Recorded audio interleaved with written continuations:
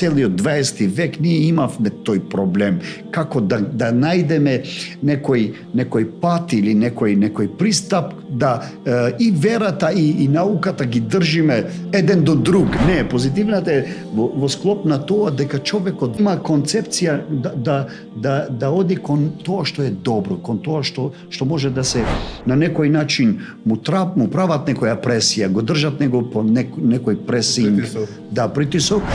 Ослободувањето од тие работи е да се вратиш кон Аллах или да се вратиш кон верата или да сега лекот ние ако го земаме да го анализираме. Лекот не е кога е во планина некоја билка. Не е лек. И ако ти одиш со рецепт и го земаш, тоа уште не е лек. Кога постанува лек? Кога тој продире во нашиот свет, во нашиот организам. Исто е и со Аллаховите зборови, мислам, со куранските поуки. Изучувајќи ја ова, тој констатира уште нешто. Вика во исто време, значи во исто тоа доба на адолесценцијата, кај овие адолесценти се појавува и љубовта кон Бога. Гледајќи ги своите и особини, и слабости, и како тоа функционира човекот. Значи, ти доаѓаш до некоја констатација или, да кажеме, до некои ставови, дека целото друштво, не значи дека е створено ти да бидеш во некоја централна позиција. И констатирано е дека од срцето се испраќаат повеќе, значи, од срцето према мозокот, неголи од мозокот кон срцето. Значи, секое дете се во природната вера. Сега, замислите, во психолошките истражувања е докажано дека во телот, средниот мозок, лимбичниот систем, што викаме каде се емоциите, чувствата, тука има еден хормон, тој е именуван како the gene of God. Значи, како ген за Бог. Божиот ген. Божи ген.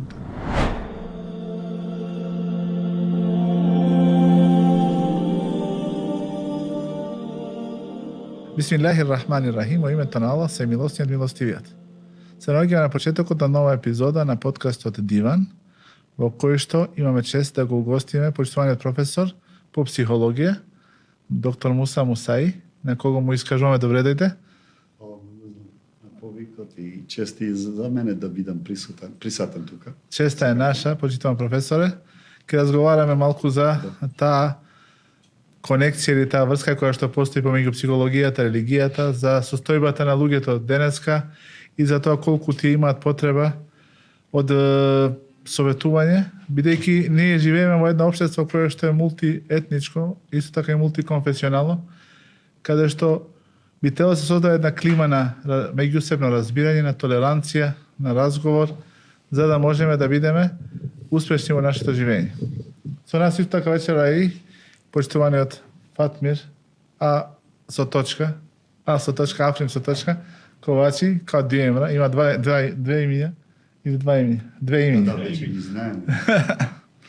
Ако го заборавите. И што ќе постава под прашање, ќе ја збогати нашата дискусија. Би сакал да почнам со тоа, кои беа почитоците, вие на почетокот имавте верско и теолошко образување, за да подосна се посветите на студирањето на психологијата. Кој беше тој момент во вашиот живот кој што влијаеше вие да изберете психологијата како животен повик? Од Муезин до професор по психологија, нека биде така.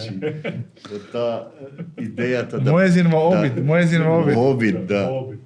Ако секако. кога стануваш. А секој знаете како е тоа почнува од детинство, значи кога човекот зема некои рол модели, некои луѓе кои се вака точно и привлачни, имат некој концепт со кој се представуваат во друштвото, во таа насока секој дете, ја мислам дека повеќе учи од некој кој е во главном практикант на нека концепција или некој верски доживљај, ако е тоа така.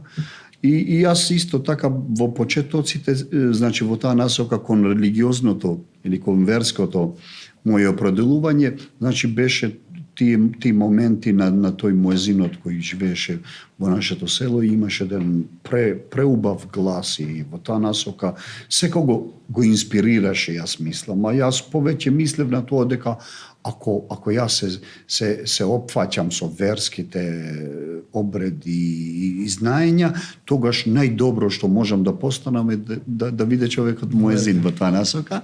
Меѓутоа со време ето дојде медресето, значи тоа времето на медресанските години, мој прва генерација во медресето и тие почетоци секако се многу важни и во насока да бидеш во контакт со луѓе, со професори кои тие нивните искуства ги довеле тука и со тие искуства ние секако, значи секој на некој начин го мериш себе си.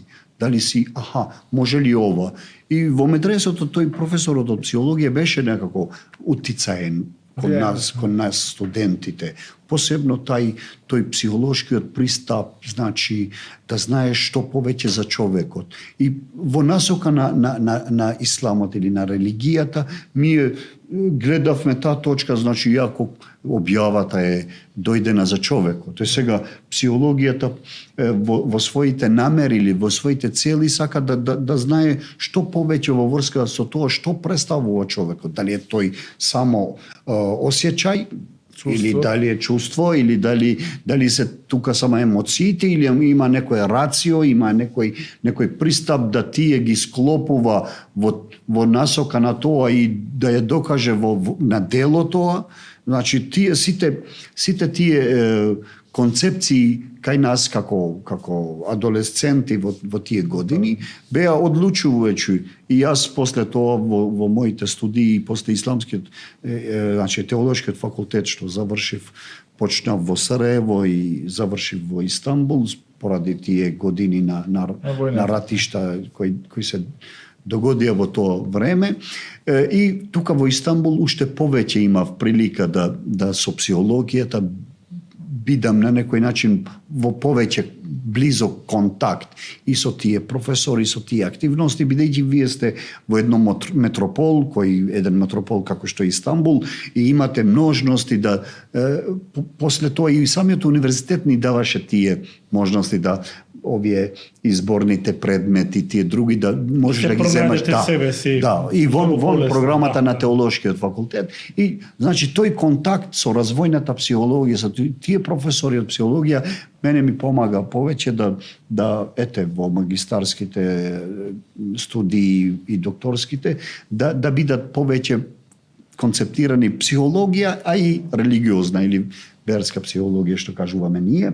Значи, тоа беше во главном тоа е моје искуство во врска со тоа како можав да дојдам до таа мера да ги склопувам, значи и верскиот живот или религиозната димензија и ова психолошката компонента во еден цел. И после тоа дознавме, значи, ме разбирате сега, ние ако почнуваме да зборуваме како стои, значи, психологијата и религијата посебно во Америка, бидејќи психологијата е родена, али нејзините почетоци се во Европа, меѓутоа, све што денеска ние зборуваме за психологија, значи сите тие институти и сите тие најглавните истражувања тамо се одвиваат и во таа насока тие го имаат приматот. И со тоа што вложиле, колку вложиле во тој концепт и тие ја држат оваа концепција. А и знаете сами, значи, ако почнете од овие најголемите психолози, и тие што се во почетокот, како што е еден од основачите се смета Вилијам Джеймс има неговото неглавното дело, The Varieties of Religious Experience. Значи, тие разноликостите на верските искуства. И значи ти сега викаш, гледаш на тоа, Вилијам Джеймс, а тој се целиот негов труд е кон психолошките процес. Прва книга практички. И јас во тоа време, да ви кажам право, и се чудив, а и уште денеска имаме ние таков пристап дека луѓето не ги знаат овие. Или Фройд, Фройд можеби пишувал повеќе, тој бил. Видите, секој мисли дека е Фройд многу голем, меѓутоа тој директно бил влијателен од значи Чарлс Дарвин и Маркс. Тоа не е некоја тајна. Значи тој и во неговите дела Тотем, Табу или што кажуваме ние будучноста на една илузија, the future of an illusion. Значи сите тие концепти кои тој ги свртува во неговите книги или во неговите сваќања, мислам дека тој сепак се занимава со тоа. И тука не може да ги раздвојат тие два концепти кои го следат целиот живот. После, значи, во друга насока, значи, Јунг или овие Ерих Фром, тие се поинакви во третирањето, да кажеме, Јунг има своја изјава дека јас констатирав многу убеден во тоа дека од тие 3000 или 4000 клиенти или пациенти што се занимавал за тие години, тој вика дека јас констатирав дека тие што имат верување во Бога и што се ослонети кон нешто што е трансцендентно, значи тоа надприродно, тие по-успешно и по-кратко време можат да ги пребродат, да ги превазилазат тие сите, ако е некое анксиозно стање, ако нешто во врска со депресивните тие тенденции или стресните стања, сите тие покажуваат дека колку има утицај во тоа дека тој верски живот или верското убедување веќе дадовте одговор на едно од прашањата, така. Да, ја мислам, можеби зборував малце секако, али се наговор за муабетот, да. Сакам во тоа насока сакам да кажам на тоа дека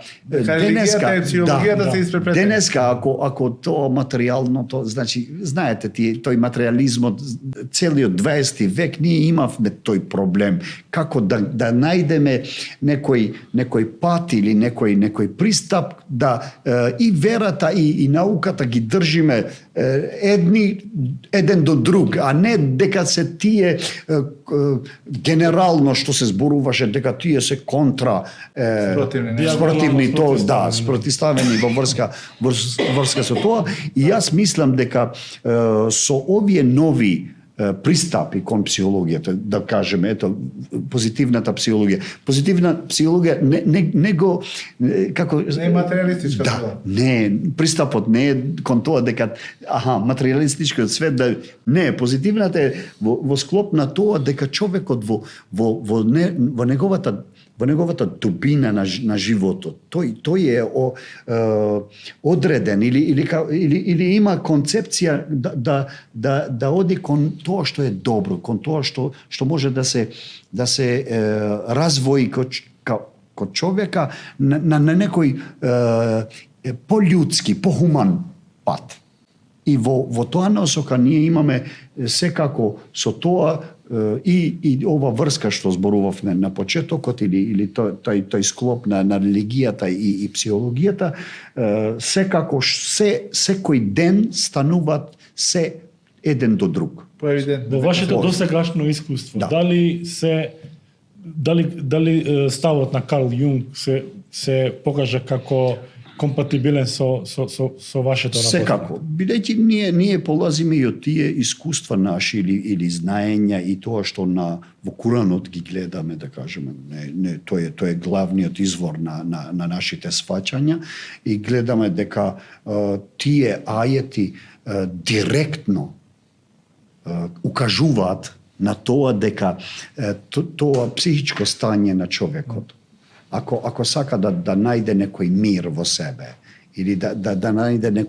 некој ослободување од сите тие нагони, инстинктивни или социјални, кои на некој начин му прават некоја пресија, го држат него по некој пресинг, притисок, и ослободувањето од тие работи е да се вратиш кон Аллах, или да се вратиш кон верата, или да, како ние кажуваме, значи да го одаваш самиот себе си целосно, а не во некои делови. Значи, викаш дека е добро да се наслонувам на ова, меѓутоа да не калкулираш. Да не калкулираш да многу. Целосно. Стварно, значи и било тие ајети кои наведуваат وَنُنَزِّلُ مِنَ الْقُرْآنِ مَا هُوَ شِفَاء, значи директно, значи тој споменето е зборот лек. Лек, мислам на тоа да најдеш да човекот потполно излекување. Излекување. Сега, лекот ние ако го земаме да го анализираме, лекот не е кога е во планина некоја билка. Не е лек. Тој стои тука, меѓутоа и ако овај фармацевци, експертите на фармацевтиката одат и го скинат или го укинуваат тој, го земат со себе си, го носат во фабрика или ето продукција да направат, уште не е лек. И после што е пакетиран не е лек.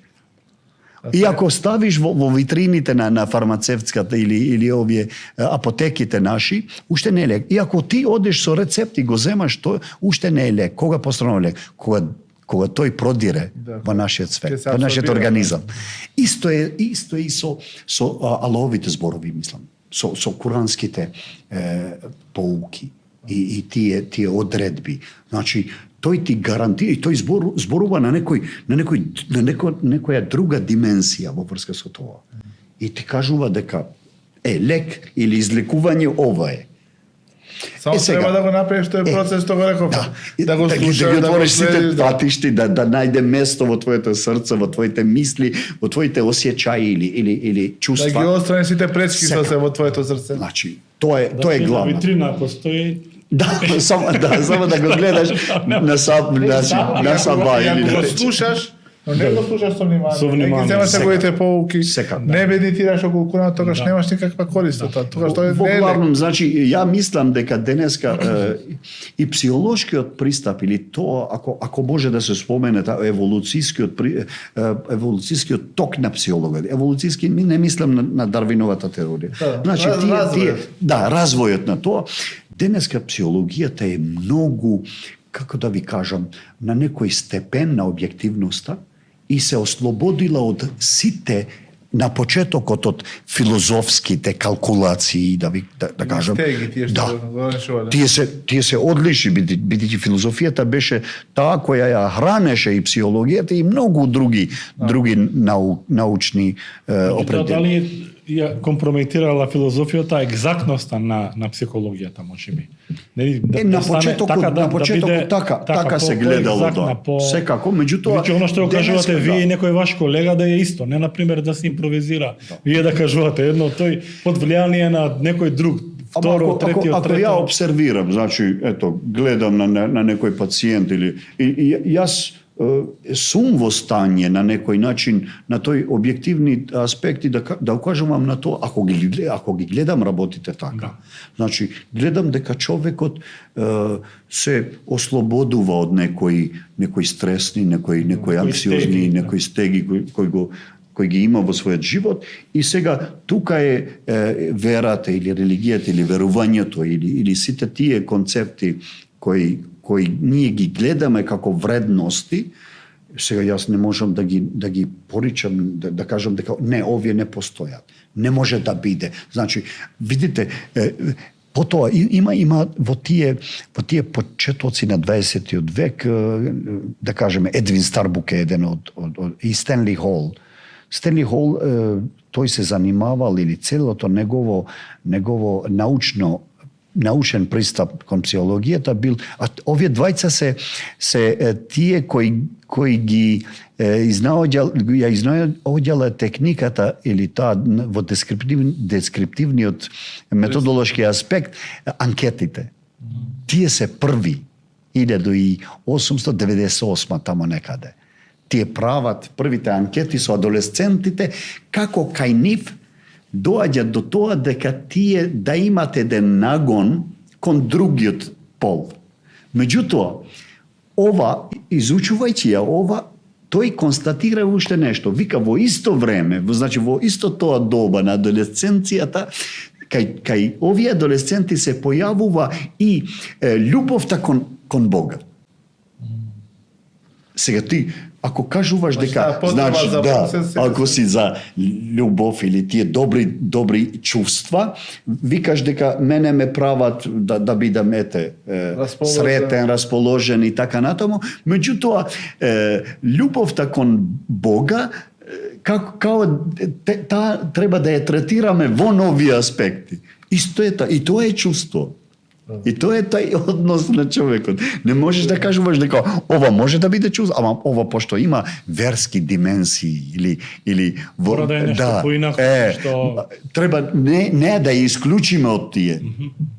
Стварно во тоа доба било многу тешко, значи да вие излегувате со еден ваков концепт со психолошки аспекти и тие да ги наведувате како главни цели на сите психолози кои се занимаваат со развојните доби на човекот, како се одвида тие периоди на развитокот или на развојот на човекот, и во таа насока јас мислам дека најповеќе што имале утицај, плюс тоа дека значи ги извеле на повидок и овие што кажуваме ние алатките психолошки кои денеска се најупотребените употребуваните алатки во таа насока. Во нашето општество балканско, дел од тоа сме и ние што живееме во наша држава, често пати забележуваме дека постои еден вид на нетолеранција, недоразбирање, проблеми помеѓу народите кои што живеат тука. Дали таа состојба на нивниот дух е нешто што е наметнато или пак е резултат на тоа што тие недоволно се познаваат самите себе си, недоволно ги познаваме сличностите и повеќе се фокусираме без разликите кои се помеѓу нас. Го зборам од аспект на бидејќи човекот кога живее под постојан стрес, под постојан страв од некој друг или сомнеж од некој друг. Секој дека неговиот живот не е квалитетен, неговиот психолошки живот не е квалитетен. Дали може да кажете нешто за ова наше поднебие? Како да шириме позитив vibes или позитивни вибрации? Секако. Значи во таа насока, значи ако кренеме од тоа дека психологијата и да кажеме и концептот на верата или верувањето полази од некои точки дека човекот кога има концепт за себе си, значи сама перцепција, значи да имаш таков некој пристап кон себе си и да сваќаш дека ти си само еден дел од целокупниот свет, од заедницата. И во таа насока, гледајќи ги своите и особини, и слабости, и како тоа функционира човекот, значи ти доаѓаш до некоја констатација или да кажеме до некои ставови дека целото друштво не значи дека е створено ти да бидеш во некоја централна позиција. Него сите ние заеднички како да кажем, правиме напори или правиме чекори или даваме некоја како да кажем придонес за тоа да се створи. Сега психологијата поаѓа од точката на егото. Значи да го спознаеш самиот себе си. А спознајата на самиот себе си во верските точки или верските концепции е поистоветувано со спознаje на Бога. Сега човекот ако пролази од оваа точка и ако полази од тоа дека ние сме сите различити, значи во оваа насока мислам дека психологијата на личноста има многу голем утецај кон тоа Во што? Бидејќи ние учиме или гледаме на личноста дека тука се својствата, особините, све што а меѓутоа сите се различни. Значи, за пример земам. Ако земаме 1000 луѓе кои се плашат од змиња. Дали сите тие, значи во врска со тоа и како организмот реагира кон тој феномен е другачи, а и во личните нивни искуства тие се многу различити. Сега, ова различитост човекот го доведува до тоа дека да сфати дека, значи, немам ја некоја посебна, некој посебен дар или некој посебно ствојство дека другиот да го сметам или да го прифатам него како некој секундарен или терцијален свет. Како малку вреден, Да. Во таа насока мислам дека психологијата во овие концепти, значи зошто може треба да стојат еден до друг и со ние секогаш треба да наведуваме тоа дека психологијата не е колку религијата, што бидејќи изворот на религијата е Аллах, значи и Бог. Божествена, да. Да, божествена, а во ова насока ние зборуваме за човекот што може се да дојде или со овие неуросајнс што викаме, значи тие новите пристапи во науката. Наука за невроните. Да, за невроните, за тие процеси, значи психички процеси кои се одвиваат во нашиот мозок или во нашите чувства или во срцето. Значи ние денеска што зборуваме, значи срцето не е само орган за помпување на крвта, него тука има и еден и констатирано е дека од срцето и се како да ги кажам, се поширува. Не се шири, него се, значи ако ние пошалjem, се испраќа. Значи, некогаш на некој балкански збор употребуваме. Балкански збор. Да, балкански. Значи, се испраќа повеќе, значи, од срцето према мозокот, неголи од мозокот кон срцето. Значи, тие се сигнали. Да, сигналите кои се испраќат, тоа е многу важно. Значи, зашто е многу важно? Затоа дека колку ние поопширно имаме можности и на луѓето објаснувајќи им нив да гледат на тоа дека некои нешта не се само психолошки аспекти, него се и малце вака над науката или над некои објективни пристапи. Погрешно се каже паранормални. Погрешно. Значи нешто што е, ние сметаме дека се во рамките на науката, бидејќи кај нас, кај муслиманите извор на науката е и објавата. Секако. Кај научниците таа не е извор, бидејќи него сметаат. Да, и се цени тоа. А ние тоа го цениме дел од нашата наука и тоа што е објавено во Куранот и во говорот на Божиот пратеник Мухамед саллаллаху алейхи ва салем. Секако. И тоа е една доста добра страна или добра димензија на тоа што викаме ние дека ако ние стоиме уз или поред науката и ја не само да ја градиме или да ја развиваме, него уште повеќе сакаме да инвестираме кон тоа, бидејќи тие што повеќе ние ги објаснуваме овие процеси, јас толку повеќе можам да замислете сега, ето зборуваме за психологијата во концептот на тоа дека како може да се спојат тие со верските да кажеме темели. Јас еден од најголемите во Јейл универзитетот е направен еден експеримент кој се поврзува со тоа како треба да се сматри тој не значи дека е нагон само онај физиолошки, него е во врска со посланиковиот Мухамед салаллаху алейхи ва салем изрека неговиот хадис кулу маулудин юладу алал фитра, значи секое дете се во природната вера. Во природната. Сега замислите, во психолошките истражувања е докажано дека во телот, средниот мозок, лимбичниот систем, што викаме каде се емоциите, чувствата, тука има еден хормон, и тоа со име, има 4 букви, еден број, значи VMAT2. VMAT2. И тој сега е, сите се знае од секого, значи тој е именуван како the gen of God. Значи како ген Генот за Бога. за Бог. Божиот ген. Божи ген.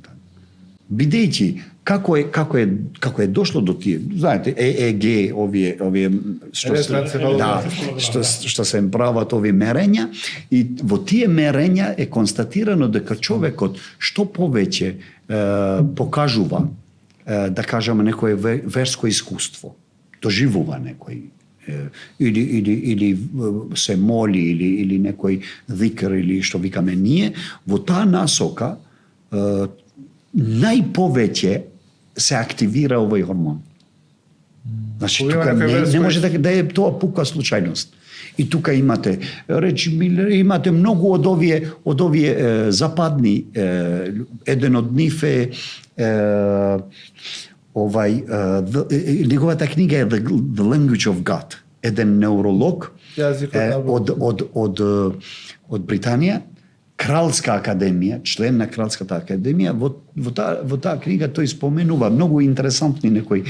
Вика вака, ние како комисија, значи за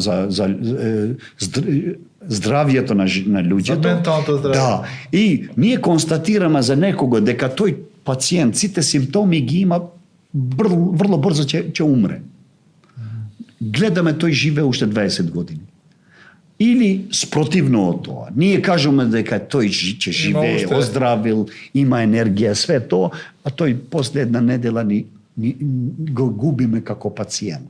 И затоа вика дека јас констатирав дека не е во наши раце, него тој е јазикот на Бога, кој ни Значи, покажува. Тоа е што одредува, колку ќе живее и како ќе И во таа насока мислам дека сепак сите овие поклопувања, значи со тие психолошки аспекти, психолошки сознанија, истражувања, нови феномени, нови пристапи, мислам многу покажуваат. Јас земам и му давам на себе си слобода да кажувам дека јас сфатив колку е важно да ја разбирам или да ја разберам на некој психолошки аспект што значи ова фитра или тоа природен дар да човекот верува.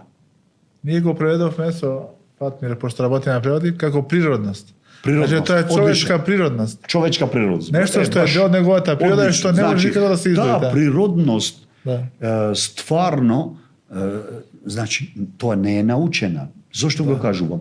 Во Јейл е направен експеримент со деца, значи со бебиња, да кажеме, од 9 месеци. Една година. Дали има шанси тоа дете да учило некаде што е добро или што е лошо? Да земало диплома. Или да отиде на некоја школа или некој професор да му предавал на тоа дете. Не. Меѓутоа, сите, значи 99% во тие игри на еден мал театар е направен со различити игри, боеви, значи различити ликови, фигури, конфигурации се направени со различити бои, која помага и која одмага, што викаме ние.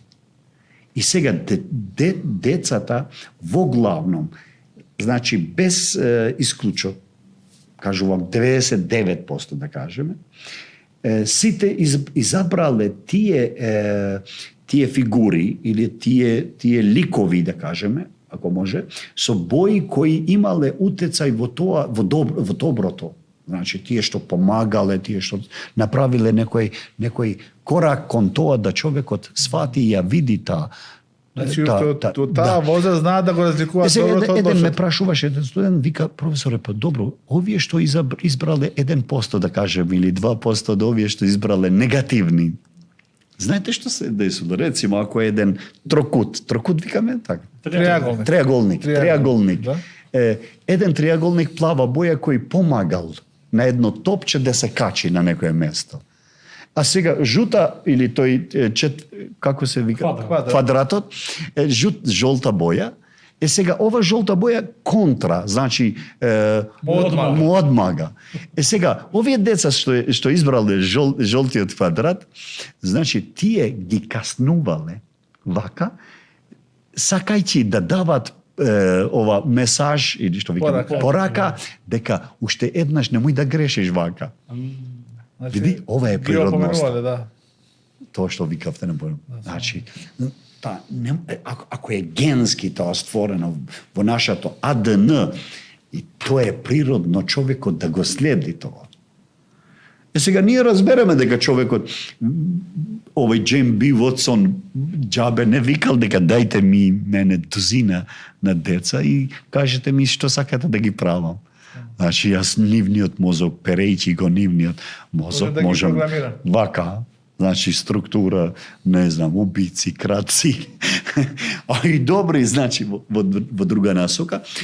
Во тоа се гледа тоа дека вие по тоа, значи, и Божиот посланик продолжува во тоа, вика дека после тоа родители другите можат да значи да направат да влијат кон него да прифати нешто друго.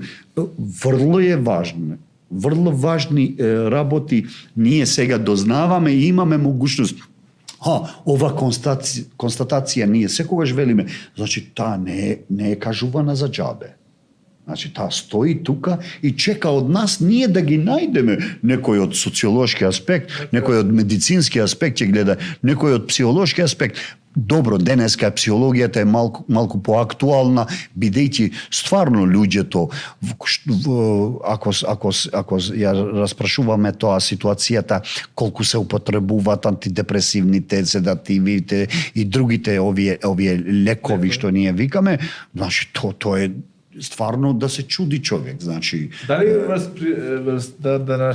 да кажеме нарушувањето на таа природност многу влијаат и тоа што се вели како социјален притисок или желбата да постигнеме нешто што реално можеби не можеме да го постигнеме, но тоа во себе правиме некој притисок да достигнеме нешто. И колку тука луѓето го сваќаат хадисот на Мамед Алейхиссалам, кој што вели, гледајте ги тие што се под вас, немојте да гледате тие што се над вас. Значи, бидејќи денеска секој стремее кон нешто што во неговата личност ги нема тие во толка мера развиени тие. Бидејќи не се за џабе, да, интровертноста, екстровертноста или што кажуваме ние сензитивноста или објективноста или значи тие се особини или врлини кои го следат човекот и неговата личност е во таа насока, како да кажем, направена како секако тие насоки и баш одлично споменавте дека во која мера, до која мера може да бидат тие фактори или не знам, инволвирани во структурата на студувањето на една личност. Зошто? Бидејќи јас гледам некој успешен човек, социјалните мрежи сега ја имат таа можност, секој го гледа себе си како некој јутубер, како некој инфлуенцер. Тие се, бидејќи и самиот стрес не е нешто, стресот во неговата срж не е лоша. Меѓутоа, вие ако почнето со, што кажуваме ние, земате една чаша вода, значи овие пластични 500 милилитри, што кажуваме, или пола литар, и таа можеш да ја држиш во раце колку сакаш. Викаш на почетокот. Ова за мои раце не е проблем. Меѓутоа за 5 сати веќе не е пола литар. Туку 100 килограми. Значи 10 сати, 50. Исто е и едно стресно стање или некоја анксиозно стање или некој страв, психолошки некој растројство или неуротично стање што зборуваме ние во врска со тоа, викаме дека секако тие се на почетокот нешта што човекот мисли или верува и е убеден во тоа дека тој може лесно да ја држи во неговите рамиња. Меѓутоа, со време тоа постанува се потежок. И во таа насока човекот тука ја губи таа равнотежа. И повеќе оди кон тоа дека тоа за тоа што тој стремел или направил план дека ќе биде еден ден и таа станува се подалеко или оди се подалеко од него.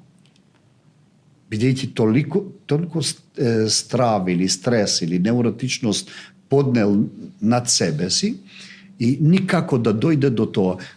Стрес е што е во дефиниција, ние не само научни, него ние викаме ако моите капацитети не се во состојба да тоа што стои пред мене да ги разрешам тие работи или да ги завршувам тие задачи, тогаш доаѓа стрес. Значи ако моето време не е доволна да тие обавези што сум ги земал над себе, нив да ги реализирам во ток на тоа временски период и тогаш почнува стресното стање.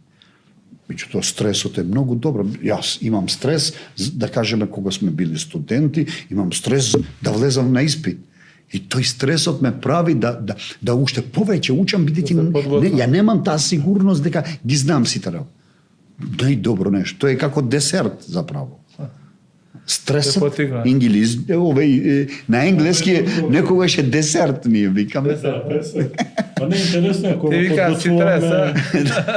подготвуваме испити, веројатно тоа е искуството на вашите студенти, нели имаш 2 месеца испитот, кога се учи, кога ќе те фати тој стрес, 10 дена пред испит, недела дена.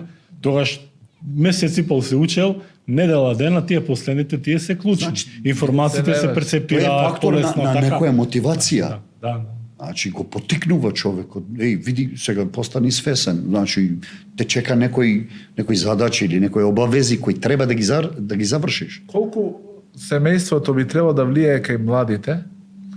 Значи, тука е многу тешко да се направи една равнотежа помеѓу тоа да бидеш авторитет кај твоето дете и во исто време твоето дете да те перцепира како емотивно близок до тебе, до него. Бидејќи таа е малку тешка граница да се постави. И ние сега, како родители, сите сме родители на деца кои што се во периодот кој што е најделикатен на адолесценцијата, како би можеле да влијаеме врз тоа тие по-реално да се соочат со светот.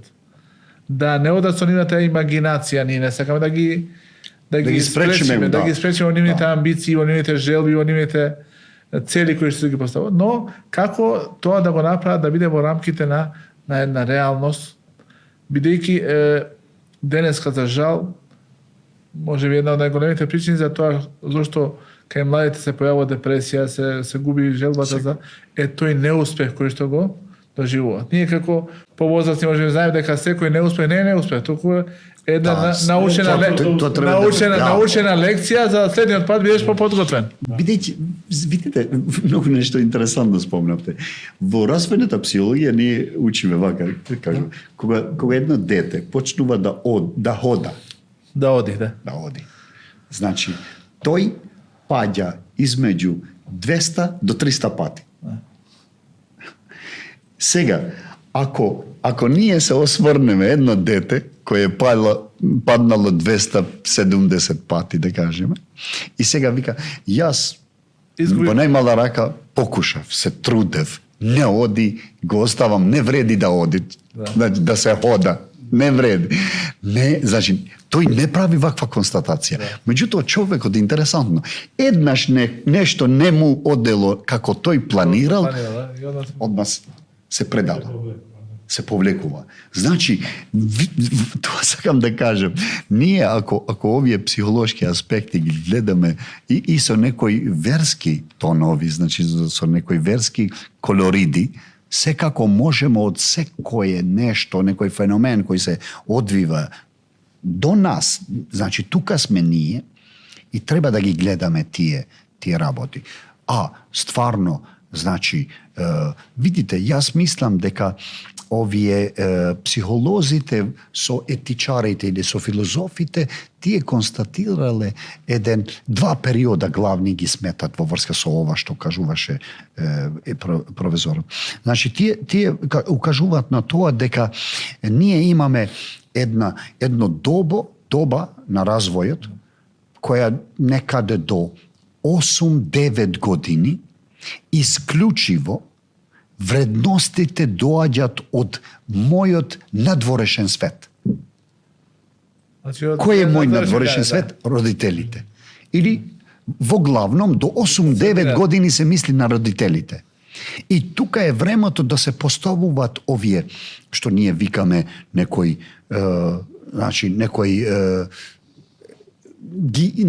им кажуваме граници. Им кажуваме дека до тука можат да одат. И тие нив ги сваќаат како непроменливи.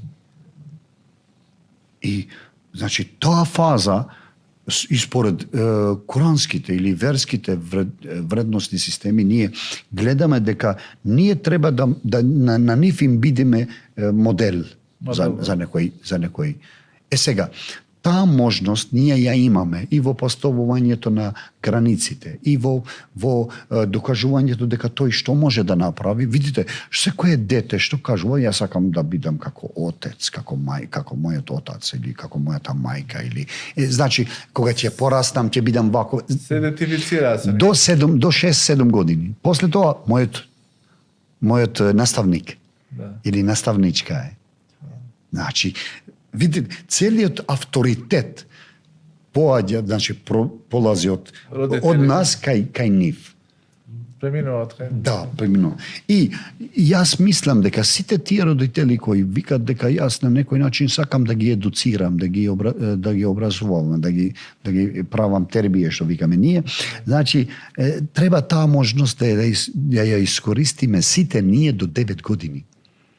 После 10-та година тие и биолошки, значи биолошките нагони доаѓаат после тоа. Да. Значи, и тој почнува да ја осети своето ја. И секогаш ние имаме, видите, адолесценцијата секако е некоја доба каде се спротивставуваат и тоа некогаш знаат вака со поагресивни да бидат.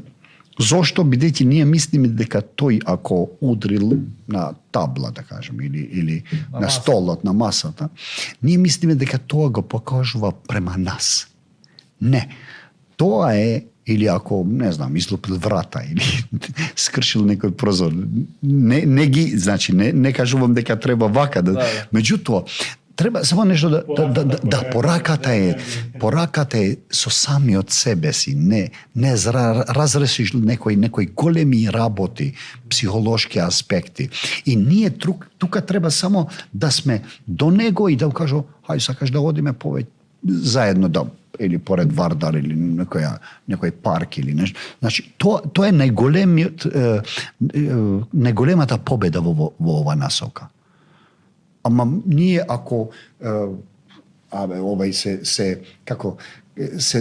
се дигнал, направил востание кон мене, значи или се ребелирал, се бунтувал спрема мене, да, се бунтовник кон мене.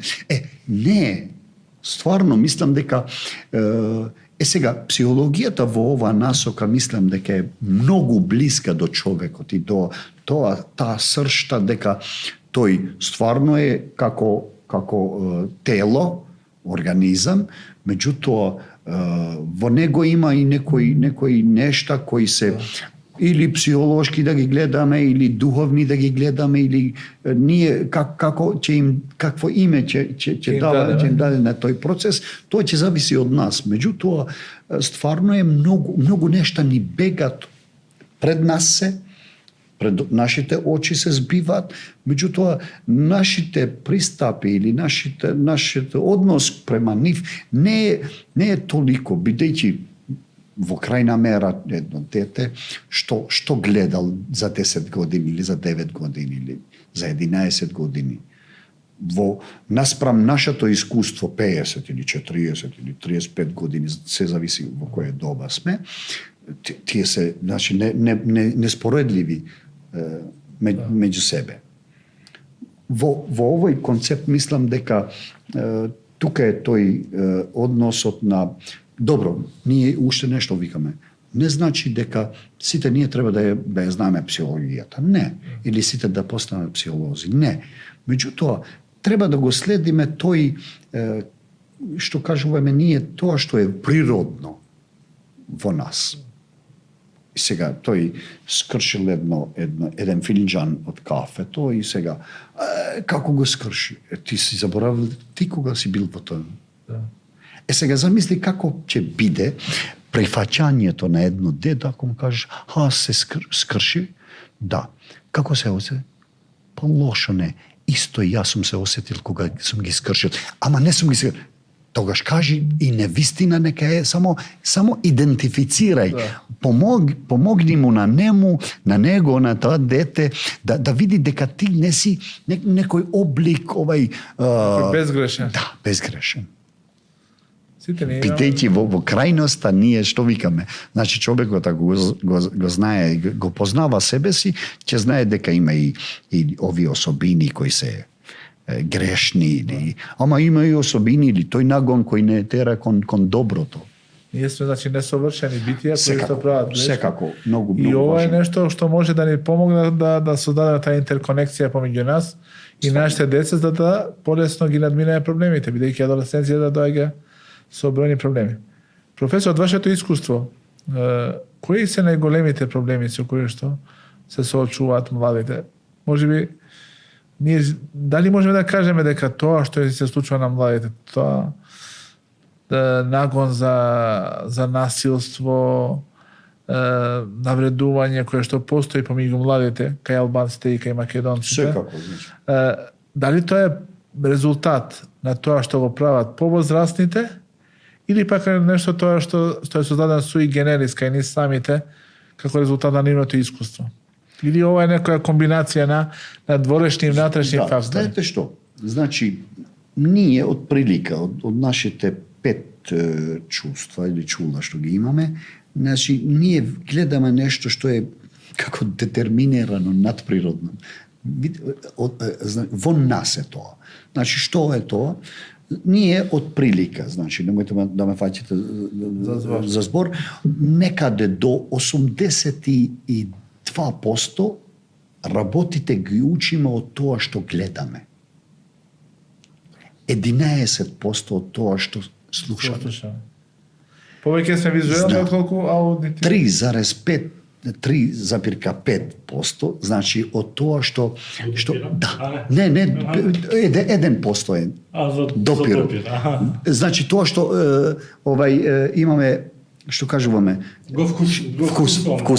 вкусови и значи 1% е само ова. Замислите. Значи во ова насока ако гледаме на тоа и тука има една распроделба објективна која ни укажува на што. Значи како е средината, секако полесно на секое дете кое се развива или кое расте во таа средина, многу му е полесно да ги прифаќа овие калъпите, што викаме, калъпите. Да. Значи, бидејќи тие се готови, тие се сервис, тие се сервирани веќе. Да. И гледа дека било кој да го направи тоа, се наградува, се смета, не знам, за храбар, за патриот. Ме разбирате, значи, во таа насока ние, ја мислам дека во најголема мера спаѓаме сите во тие проблематични стања, поради тоа што друштвото, целото друштво на некој начин ги потикнува, значи, му укажува на секого, види, сепак ти си in group, значи, да бидеш in, денеска е тренд, тоа. Да. Инот како се остварува, сега, in може човекот да биде да направи некое големо теле, да, и белја, а во спротивно и со некој, и така се постанува херој. некој добар фудбалер, некој добар спортист, некој добар шахист или математичар. Значи, што кажуваме, значи, јас гледам некогаш бидејќи ние сме се дел од тоа, значи во социјалните мрежи, ако некој добил некоја награда во математика, значи може да добие 5000 луѓе кои му аплаудирале или му давале некој лайк, што кажеме ние. И тоа е некој мотив, потик. А меѓутоа во друга насока имаме и такви некои стања каде и нешто лоше, значи се потикнува или се поддржува на некој начин.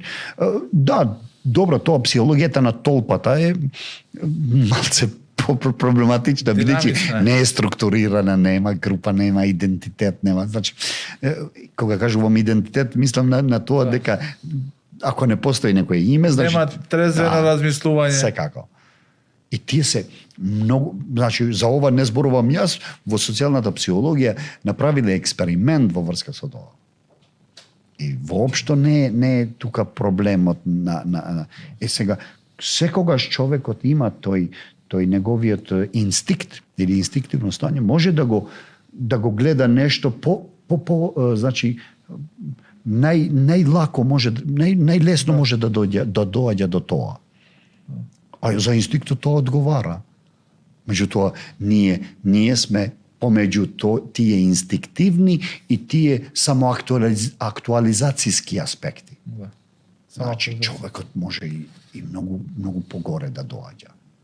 И не знам што, и болта, и некоја лоша ситуација да ја свати само како некоја поспремено стање да се соочава со некој друг проблем во иднина. Значи, во таа насока мислам дека многу голем значи утисок или оставаат овие што се во медиски аспекти, значи кој се одразува како херој кој е предавник, бидејќи во тие in-груп, on-груп, out-груп, тие се секојдневни нешта што ни се тесат на нас. Спомнавме трендови неколку, да подискутираме, би сакал да предложам доколку ни ветува времето за еден тренд кој што е актуелен, влијае, нели имаме случај во кој што доведува дури и до самоубиство. Значи знаеме, имаме неколку случаи, нели? И со тоа, и со булизацијата, значи. Тоа мислам, на булизирање на децата, посебно кај децата во образовниот систем. Стварно најлошото, бидејќи булизмот не е само детето испред очите на другото дете. Тој може да го булизира и полошо, значи кибернетичкиот булизам. Виртуелниот, дигиталниот булизам е крајно поризичен. И во некои насоки што вие наведовте да ги тера младите, не само децата, него и младите, адолесцентите, тие што се и во возрастна доба, значи после адолесценцијата, значи после 22 или 25 години, уште да е некако тој во тие насоки да биде жртва, без да знае дека има право, дека може да се пријави нешто или дека тие не се губат иако е без име, без тоа. Се наоѓа. Значи денеска се и тие експерти на IT технологиите, мислам дека се многу важно да бидат свесни, да се дават вакви информации на децата, посебно во школото. Видите, ако си булизиран, ако некој нешто некако направи према тебе, посебно во таа насока да бидеш исклучен од друштвото, од децата, да бидеш секако, значи или жртвуван во некоја насока, мислам дека ако гледаме од менталното здравје, замислите, до вчера менталното здравје се зборуваше само со тоа концепцијата на резилицијата што ние викаме, значи да човекот е резилиент, отпорен на тие случаеви, меѓутоа сега ние викаме освен ова и овие надворешни фактори, толку се внатрешни или толку се присатни кај свесноста, кај тие менталните концепции на младите луѓе, дека тие многу лесно можат да постанат жртва на некои вакви условувања различити. Не знам, викавте слика или снимање или се тоа. Сега ние одиме уште по кон некои потешки, значи ова артифицијалната интелигенција, значи тоа се што ќе ни донесе во понатамошниот ток, иако добро, мислиме Тоа за е индустријата, за тие работи се ужас многу голем. добри, меѓутоа како што зборувавме за номофобијата, значи за таа зависноста од социјалните мрежи, од интернетот, колку го исклучува човекот од неговиот реален свет. Ерих Фром за џабе не вика дека во неговата книга Бегство од слобода. Значи, ние сами одлучуваме да го избереме, да ја изгубиме нашата слободата.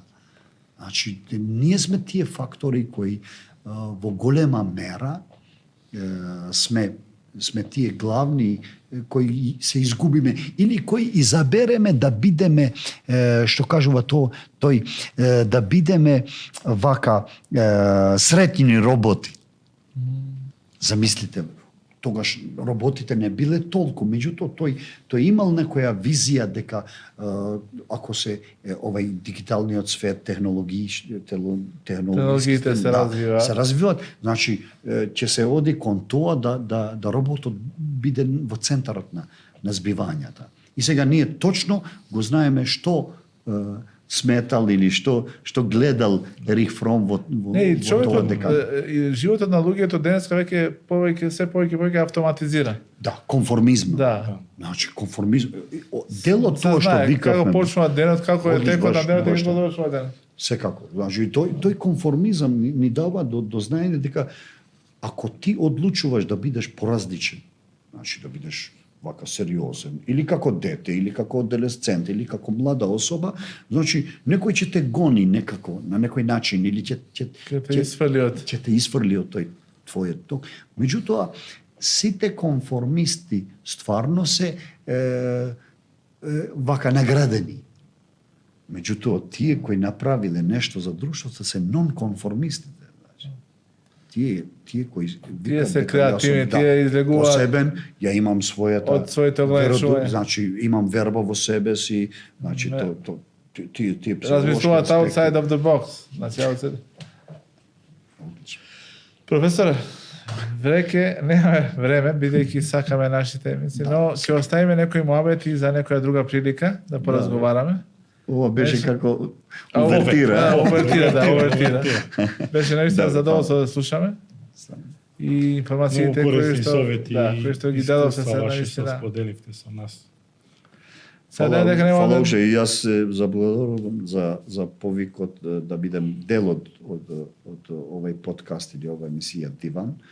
Стварно ви пожелувам уште поголеми значи да бидеме присатни, да им даваме можност дека луѓето стварно и очекуваат од друштвото или од тие кои се вака и едуцирани и имаат добар пристап, што да кажуваат, зошто не, секогаш има време и простор за тоа. Иншалла. Нема да биде последната емисија со вас. Знаеме дека имате многу големи ангажмани, но ќе се обидеме да најдеме некој време кој што ја одговара и вас и нам, за да стигнеме уште една емисија. Фала уште. Фатмир, благодарам што вечерва беше на ниво на задачата. Задоволство. Поштовани гледачи, ова беше Диван за оваа недела. Ве поздравуваме. Селаму алейкум ва рахметуллахи ва баракатух.